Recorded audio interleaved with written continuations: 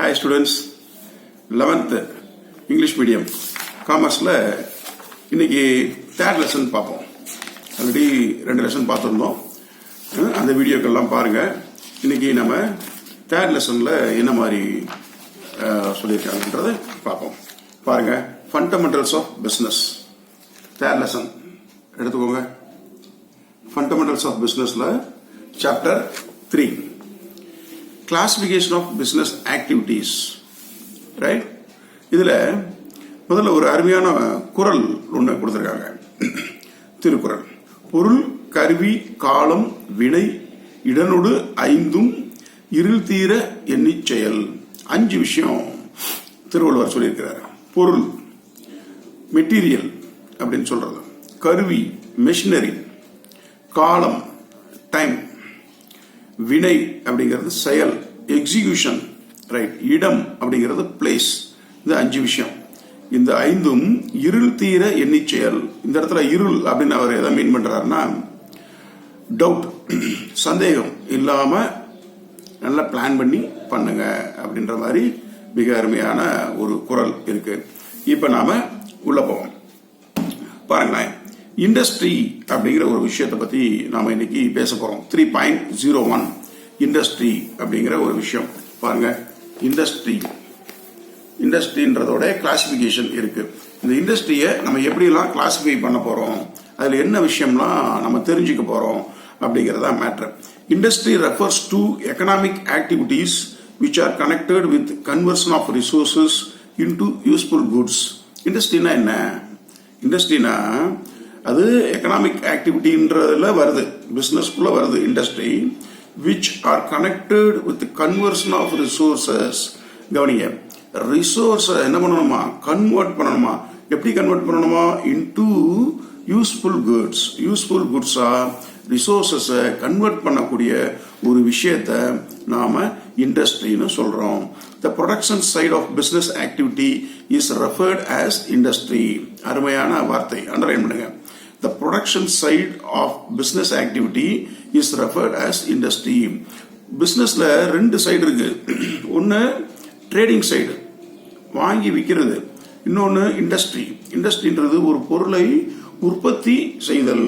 இப்போ ஒரு water bottle வேணும்னா அந்த வாட்டர் பாட்டில ரா மெட்டீரியல் வாங்கி மிஷினரி யூஸ் பண்ணி ஒரு ஃபேக்டரியில வச்சு ப்ரொடக்ஷன் பண்ணி எடுக்கிறது, அது இண்டஸ்ட்ரி. சரியா? வாங்கி விற்கிறது வேற. ப்ரொடக்ஷன். இண்டஸ்ட்ரின்றது உற்பத்தி செய்யறது. ரைட். அதுல என்னெல்லாம் இருக்கு பாருங்க. Generally the term industry is used for activities in which mechanical appliances and technical skills are involved.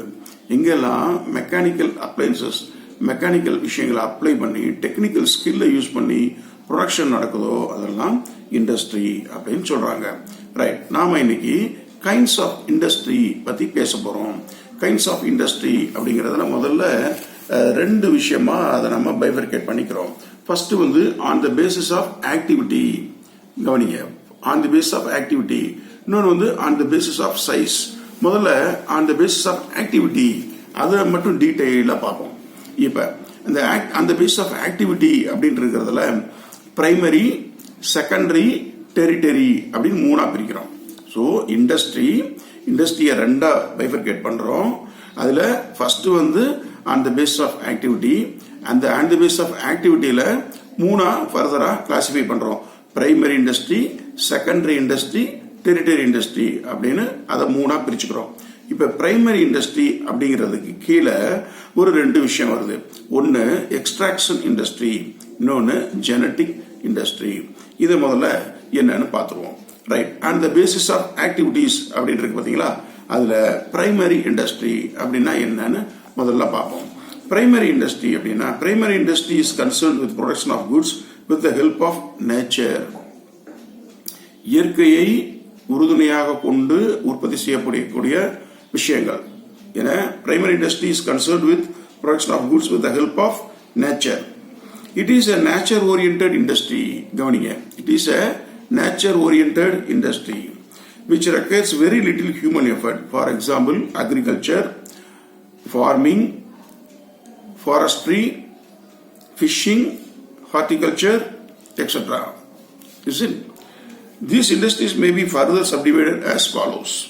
இதில் இந்த பிரைமரி இண்டஸ்ட்ரின்றத நம்ம என்ன பண்றோம், ஃபர்தரா கிளாசிஃபை பண்றோம். Extraction industry. எக்ஸ்ட்ராக்ஷன் என்ன? தோண்டி எடுக்கிறது, நிலத்தில இருந்து தோண்டி எடுக்கக்கூடிய விஷயங்கள், அந்த மாதிரியான விஷயங்கள். அதாவது இயற்கையில இருந்து அப்படி தோண்டி எடுக்கிறது, வெட்டி எடுக்கிறது, அந்த மாதிரியான விஷயங்கள் தான் எக்ஸ்ட்ராக்டிவ் இண்டஸ்ட்ரீஸ் சொல்றோம். These industries extract or draw out products from natural resources. Extractive industries supply some basic raw materials that are mostly products of geographical or natural environment. Products of these industries are usually transformed into many other useful goods by manufacturing industry. பாருங்களேன், manufacturing இண்டஸ்ட்ரீஸ்க்கு யூஸ்ஃபுல்லான இருக்கிற விஷயங்கள், நிறைய விஷயங்களை நம்ம இந்த extractive இண்டஸ்ட்ரியிலிருந்து எடுத்து கொடுக்குறோம். இப்போ பெரிய டாடா ஸ்டீல் கம்பெனி இருக்கு, ஏன்னா ஸ்டீல் ராட்ஸு, இந்த ஸ்டீல் ஷீட்டு, இந்த மாதிரி ஸ்டீல் தயாரிக்கிறாங்க. அவங்களுக்கு அந்த ஸ்டீல் தயாரிக்கக்கூடிய அந்த கோர், அந்த ரா மெட்டீரியல் எங்கேருந்து வருது? ஏன்னா அந்த அயன் எங்கேருந்து வருது? பூமியிலிருந்து தோண்டி எடுக்கிறோம். அப்போ பூமியிலிருந்து தோண்டி எடுத்து என்ன அதை பிரித்து என்ன அதை ஒரு அயனாக்கி, அது ஒரு ரா மெட்டீரியல் ஆக்கி, கட்டி கட்டியாக ஆக்கி, அதை தான் இந்த ஸ்டீல் இண்டஸ்ட்ரிக்கு ரா மெட்டீரியலாக அவங்க கொடுக்குறாங்க. அந்த மாதிரி ஒவ்வொரு விஷயமும் ரைட், அதெல்லாம் பிரைமரி இண்டஸ்ட்ரியில் எக்ஸ்ட்ராக்டிவ் இண்டஸ்ட்ரி அப்படிங்கிற தலைப்பில் வர்றது. அதுக்கு சம் எக்ஸாம்பிள்ஸ் கொடுத்துருக்காங்க பாருங்களேன். Important extractive industries include farming, mining, oil drilling, hunting and fishing operations. Underline பண்ணி வச்சுக்கோங்க. இதெல்லாம் எக்ஸாம்பிள்ஸோட நீங்க எழுதணும். பரீட்சையில் எழுதும்போது எக்ஸாம்பிள்ஸோட எழுதணும். Second one, genetic industry. These industries remain engaged in breeding plants and animals for their use in further reproduction. பாருங்களேன், அதாவது செடிகளோ சின்ன சின்ன விலங்குகள் இதெல்லாம் நம்ம ரீப்ரொடக்ஷனுக்கு, இப்போ ஆடு வளர்க்குறோம், கோழி வளர்க்குறோம், மாடு வளர்க்குறோம், இதெல்லாம் என்ன பண்ணுறோம், நம்ம அது மாதிரி பயிர்கள் வளர்க்குறோம். இதெல்லாம் என்ன பண்ணுறோம், ரீப்ரொடக்ஷன், நம்மளுடைய பயன்பாட்டுக்காக, ரீப்ரொடக்ஷனுக்காக இதெல்லாம் நம்ம வளர்க்குறோம். அந்த மாதிரி அதெல்லாம் ஜெனட்டிக் இண்டஸ்ட்ரியில் வர்றது. பாருங்களேன், the seeds, nursery companies, poultry, dairy, pickery, hatcheries, nursery, fisheries, apiary, etc. are classic examples of genetic industry. மீன் வளர்க்குறது, பன்னி வளர்க்குறது, கோழி வளர்க்குறது, ஆடு வளர்க்குறது, இதெல்லாம் இந்த ஜெனட்டிக் இண்டஸ்ட்ரியில் வருது. என்ன பண்ணுறோம், இது மரபு சார்ந்த விஷயம். இதை நம்ம திரும்ப திரும்ப அதை திரும்ப திரும்ப நம்ம பயன்படுத்துறதுக்காக அதை நம்ம விளைய வைக்கிறோம், ரைட், உருவாக்குறோம். செகண்டரி இண்டஸ்ட்ரி அப்படிங்கிறது முதல்ல பார்த்தது பிரைமரி இண்டஸ்ட்ரி, அதுல 2. இப்போ அடுத்து செகண்டரி இண்டஸ்ட்ரி. எது secondary industry? These are concerned with using the materials which have already been extracted at the primary stage. These industries process such materials to produce goods for final consumptions or for further processing by other industrial units. For example, mining of an iron ore is a primary industry. நல்லா கவனிங்க, mining of an iron ore, அது என்ன இருக்கு, நிலத்துல இருந்து எடுக்கிற அந்த இரும்பு தாதுக்கள் அது. ஆனா but manufacturing of steel by way of further processing of raw ions is a secondary industry. Secondary industries may be further divided as follows. Manufacturing industry. The secondary industry further எப்படி கிளாசிஃபை பண்றோம்? Manufacturing industry. Manufacturing இண்டஸ்ட்ரின்றது என்ன? ஒரு பொருளை உற்பத்தி செய்யக்கூடிய ஒரு இடம். These industries are engaged in producing goods through processing of raw materials and thus creating farm utilities. அது ஒரு முழுமையடைந்த ஒரு பொருளா கன்வெர்ட் பண்றதுக்கு, உற்பத்தி பண்றதுக்கு ஹெல்ப் பண்றது. They bring out diverse finished products which we consume or use through the conversion of raw materials or partly finished materials in their manufacturing operations. இருக்கட்டும். So manufacturing industry, இந்த மேனுஃபேக்சரிங் இண்டஸ்ட்ரியை ஃபர்தரா அவர் கன்வீனியன்ட்டுக்காக classify பண்றோம். எப்படி classify பண்றோம்? Analytical industry, synthetic industry, processing industry, assembling industry அப்படிங்கிற பேர்ல ஃபர்தரா நாம அதை கிளாசிஃபை பண்றோம். அனலிட்டிக்கல் இண்டஸ்ட்ரினா என்ன? Which analysis and separates different elements from the same materials as in the case of oil refinery. Oil refinery இதுக்கு நம்ம அனலிட்டிக்கல் இண்டஸ்ட்ரிக்கு ஒரு பெஸ்ட் எக்ஸாம்பிளா சொல்லலாம். ஏன் நம்ம பெட்ரோல் எப்படி கிடைக்குது? ஆயில் குரூட் ஆயிலா தான் நமக்கு கிடைக்கும். உங்களுக்கு தெரியும், குரூட் ஆயிலா தான் கிடைக்கும். அந்த குரூட் ஆயில்ல இருந்து என்ன பண்றாங்க? அனலைசேஷன் என்ன ஒன்று ஒன்றா வந்து பிரிக்கிறாங்க இல்லையா? அதுதான் ஒவ்வொரு ஸ்டேஜ் ஒவ்வொரு அனலைஸ் பண்ணி வேற வேற வேற வேற வேற வேற ப்ராடக்டா அதை பிரிச்சு எடுக்கிறாங்க. அதுதான் அனலிட்டிக்கல் இண்டஸ்ட்ரின்றது.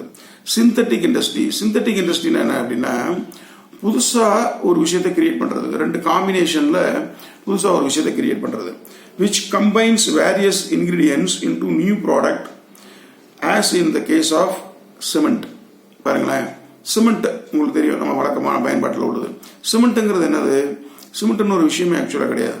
அது என்ன பண்றோம்? நம்ம வேற வேற காம்பினேஷன்ஸ், என்ன லைம்ஸ்டோன், வேற வேற விஷயங்கள், வேற வேற காம்பினேஷன்ஸை சேர்த்து அதை கெமிக்கல் ரியாக்ட் பண்ண வச்சு புதுசா ஒண்ண நம்ம கிரியேட் பண்றோம். அது சிந்தட்டிக் இண்டஸ்ட்ரி அப்படின்னு சொல்றது. இப்ப நீங்க ஷர்ட் எல்லாம் யூஸ் பண்றீங்கல்ல, காட்டன் ஷர்ட் யூஸ் பண்ணுவீங்க, பாலிஸ்டர் ஷர்ட் யூஸ் பண்ணுவீங்க. ரெண்டையும் மிக்ஸ் பண்ணி சிந்தட்டிக் காட்டன் அப்படின்னு சொல்லிட்டு ஒண்ணு வரும். சிந்தட்டிக் அப்படின்றது வேற வேற இன்கிரீடியன்ஸை கம்பைன் பண்ணி புதுசா ஒன்ன கிரியேட் பண்றது. ரைட். ப்ராசஸிங் இண்டஸ்ட்ரின்றது நேம்லயே உங்களுக்கு அது புரியும். வேரியஸ் ப்ராசஸ் வந்து கிராஸ் பண்ணி வரக்கூடியது. ஒரு ப்ராடக்ட் இருக்கு, அந்த ப்ராடக்ட் ஒரு ஃபைனல் ஸ்டேஜுக்கு வர்றதுக்கு நிறைய ப்ராசஸ் இருக்கும். அந்த ப்ராசஸ் எல்லாம் கிராஸ் பண்ணி வந்ததுனா தான் அது processing industry. which involves successive stages for manufacturing finished products as in the case of sugar and paper. இப்போ சுகர் நம்ம யூஸ் பண்றோம்ல, இந்த சுகர் மேனுஃபேக்சரிங்ல பாத்தீங்கன்னா நிறைய ப்ராசஸ் இருக்கும்.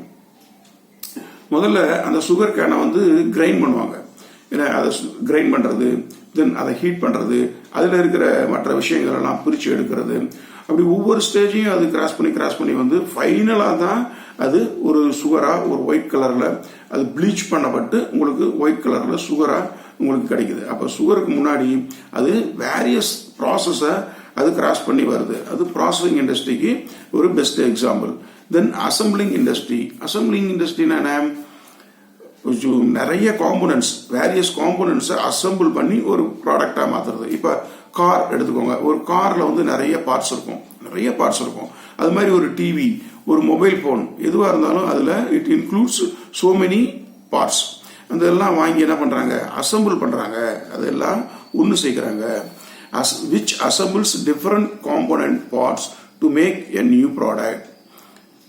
As in the case of television, car, computer, etc. Computer is the best example for assembling. Computer எல்லாமே தனித்தனியாவே கிடைக்கும். என்ன வந்து வாங்கி we can assemble it. Right. So manufacturing இண்டஸ்ட்ரியை நம்ம 4ஆ பிரிச்சிருக்கோம். இந்த 4ம் பார்த்து வச்சுக்கோங்க. இது வந்து உங்களுக்கு 5 மார்க்லயே கேட்கறதுக்கு, லாங் ஆன்சர்ல கேட்கறதுக்கே சான்சஸ் இருக்கு. ரைட்டா? அதனால இதை நீங்க ஒவ்வொரு ஹெட்டிங்கும் முக்கியம். ஒவ்வொரு ஹெட்டிங்கும் அது வந்து எதை பத்தி பேசுது அப்படிங்கிறத நீங்க நல்லா அண்டர்ஸ்டாண்ட் பண்ணி வச்சுக்கணும். திரும்ப இதை கேட்டு புரிஞ்சு வச்சுக்கோங்க. கன்ஸ்ட்ரக்ஷன் இண்டஸ்ட்ரீஸ்னு ஒன்று இருக்கு. மேனுஃபேக்சரிங் இண்டஸ்ட்ரி ஒரு கேட்டகரினா, கன்ஸ்ட்ரக்ஷன் இண்டஸ்ட்ரி ஒரு கேட்டகரி. பேர்லயே இருக்குல்ல ஆன்சர். அது என்ன பண்ணும்? கன்ஸ்ட்ரக்ட் பண்ணும். பெரிய பெரிய பிரிட்ஜஸ். இப்ப லார்சன் அண்ட் டூப்ரோ, LNT அப்படின்னு சொல்லக்கூடிய ஒரு பெரிய கன்ஸ்ட்ரக்ஷன் கம்பெனி இருக்கு. அந்த மாதிரி நிறைய பெரிய கன்ஸ்ட்ரக்ஷன் கம்பெனிஸ் எல்லாம் இருக்கு. அவங்களுடைய மேஜர் ப்ராஜெக்ட், அவங்களுடைய வேலையை என்ன? பெரிய பில்டிங்கை கன்ஸ்ட்ரக்ட் பண்றது. பில்டிங் கன்ஸ்ட்ரக்ட் பண்ணலாம், டேம் கன்ஸ்ட்ரக்ட் பண்ணலாம், பெரிய பிரிட்ஜஸ் கன்ஸ்ட்ரக்ட் பண்ணலாம். அதெல்லாம் அந்த இண்டஸ்ட்ரி வந்து முழுக்க அதுக்கு பேரு construction industries. These industries are involved in the construction of building, dams, bridges, roads, as well as tunnels and canals. இந்த மாதிரி இப்ப கூட நம்ம காஷ்மீர்ல கூட ஒரு பெரிய ஒரு பாதை ஒன்று, சுரங்க பாதை மாதிரி ஒன்று தயார் பண்ணாங்க இல்லையா? நம்ம நியூஸ்ல எல்லாம் பார்த்தோம். அது மாதிரி பெரிய அளவுல கன்ஸ்ட்ரக்ஷன் ஒர்க் நடத்தக்கூடிய கம்பெனிகள், இதெல்லாம் கன்ஸ்ட்ரக்ஷன் இண்டஸ்ட்ரீஸ்னு பேரு. அடுத்து third one, territory industries are service industry. இன்னைக்கு கரண்ட்ல இந்த டெரிட்டரி இண்டஸ்ட்ரீஸ்னு சொல்லக்கூடிய இந்த சர்வீஸ் இண்டஸ்ட்ரீஸ் தான் ரொம்ப பெரிய அளவுல டெவலப் ஆகிட்டு வந்துட்டு இருக்கு. இன்னைக்கு ஸ்விக்கி எடுத்துக்கிட்டீங்கன்னா, அது ஆரம்ப காலத்துல அதோட இருந்த மார்க்கெட் ஷேருக்கும் இன்னைக்கு அதோடைய மார்க்கெட் ஷேர் எங்கேயோ போயிட்டாங்க. அது மாதிரி ஓலா, அவங்க வந்து அவங்களுடைய டாமினேஷன் வந்து மார்க்கெட் ஷேர் வந்து அதிகமாகிட்டே தான் இருக்கு. ஏன்னா டெரிட்டரி இண்டஸ்ட்ரி, சர்வீஸ் இண்டஸ்ட்ரி பாருங்களேன், தே டு நாட் ப்ரொடியூஸ் குட்ஸ். நல்லா கவனிங்க, territory industries or service industries, they do not produce goods. These industries produce utility services and sell them at a profit. இவங்க என்ன பண்றாங்க, யூட்டிலிட்டி சர்வீசஸ் அதை produce பண்ணி அதை நல்ல ப்ராஃபிட்டுக்கு சேல் பண்ணிடுறாங்க. தே ஹெல்ப் ட்ரேட், அது முக்கியம். ஏன்னா டெரிட்டரி இண்டஸ்ட்ரி வந்து என்ன பண்ணுது, they help trade, industry and commerce. ட்ரேடுக்கும் இண்டஸ்ட்ரிக்கும் காமர்ஸ்க்கும் ரொம்ப ஹை லெவலில் சப்போர்ட்டிங்காக இருக்கிறது இந்த territory industry. This term also includes auxiliaries to trade like banking, insurance, warehouse, advertisement etcetera. நம்ம ஆல்ரெடி பார்த்தோம், பேங்கிங், இன்சூரன்ஸ், வேர்ஹவுஸ், அட்வர்டைஸ்மெண்ட் இதெல்லாமே ஆக்சிலரிஸ் டு ட்ரேட் அப்படின்ற விஷயம் we have discussed already. அப்போ டெரிட்டரி இண்டஸ்ட்ரி அப்படிங்கிறது which is highly supportive to the trade, which is highly supportive to the commerce. அது என்ன பண்ணுவாங்க, they do not produce any goods, any kind of goods, they produce services. அவங்களுடைய main விஷயம் என்ன, service. Insurance கம்பெனியாக இருக்கலாம், பேங்கிங்காக இருக்கலாம், வேர் ஹவுசிங்காக இருக்கலாம், ஒரு அட்வர்டைஸ்மெண்ட் ஏஜென்சியாக இருக்கலாம், what ever it may be, they are doing services. For their services they are earning profit, right? Classification of territory industry பாருங்க, சூப்பர். டெரிட்டரி இண்டஸ்ட்ரியும் நாம கன்வீனியன்ட்டுக்காக கிளாசிஃபை பண்ணிக்கிறோம். First one, personalised service. Personalised service, individuals and private institutions selling their services to others. Example plumber, servant maid etcetera. இந்த மாதிரி இருக்காங்க இல்லையா, ஒரு எலக்ட்ரீஷியன், ஒரு பிளம்பர், அவங்களுடைய சொந்த திறமையை பயன்படுத்தி அதை சர்வீஸ் பண்ணி சார்ஜ் வாங்குவாங்க. ஒரு மெக்கானிக் இருக்காரு, ஒரு பிளம்பர் இருக்காரு, ஒரு எலக்ட்ரீஷியன் இருக்காரு, ஒரு கார்பெண்டர் இருக்காரு. அவங்க என்ன செய்யறாங்க, they are using their own skill. அவங்களுடைய ஸ்கில்லை பயன்படுத்தி அவங்க ஏர்ன் பண்றாங்க. இது personalised service. Public service, government hospitals, schools, police, government offices etcetera provide services to the people on behalf of the government without profit motive. இதுக்கு பேரு public service. Third one, distributive service. Transportation, warehousing, logistics, salesmanship, etc. come under this type of service. Very, very important service, distribution service.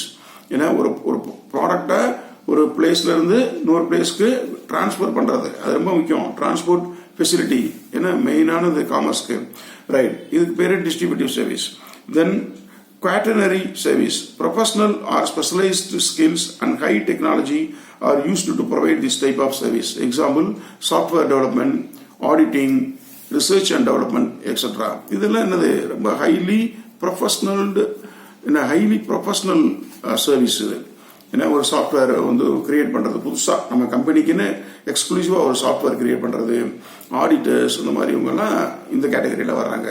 Then quaternary service, new ideas are generated, new technologies are evolved, new policies are implemented by selected individual experts.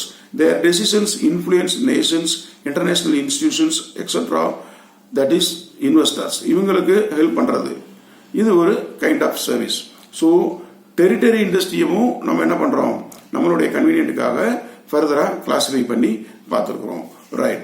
இப்ப நாம பார்த்ததுல இன்னைக்கு இந்த industry அப்படிங்கிற ஹெட்ல என்னெல்லாம் பார்த்துருக்கோம் கவனிங்க. On the basis of activity அப்படிங்கிறத மட்டும் எடுத்துக்கிட்டோம். ஆன் த பேசிஸ் ஆஃப் ஆக்டிவிட்டியில மூணா பிரிச்சோம். Primary industry, secondary industry, territory industry. Primary industry என்ன பண்ணோம், ஃபர்தரா ரெண்டா பிரிச்சோம்.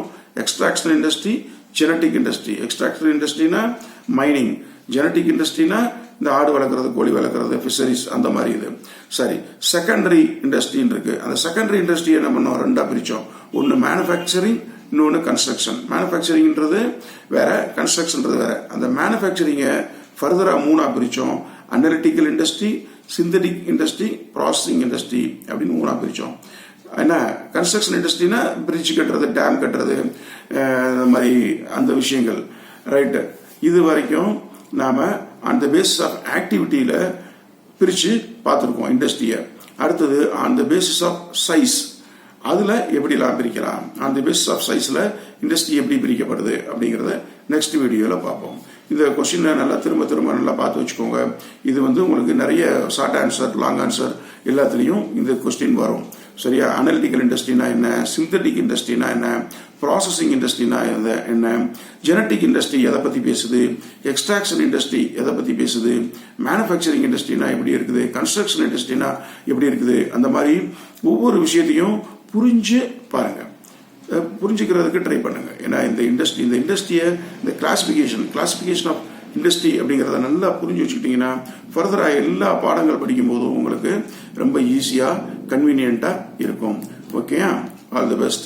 Next, on the base of size இண்டஸ்ட்ரியை எப்படி பிரிக்கிறோம் அப்படிங்கிறத நெக்ஸ்ட் வீடியோல பார்க்கலாம். பை.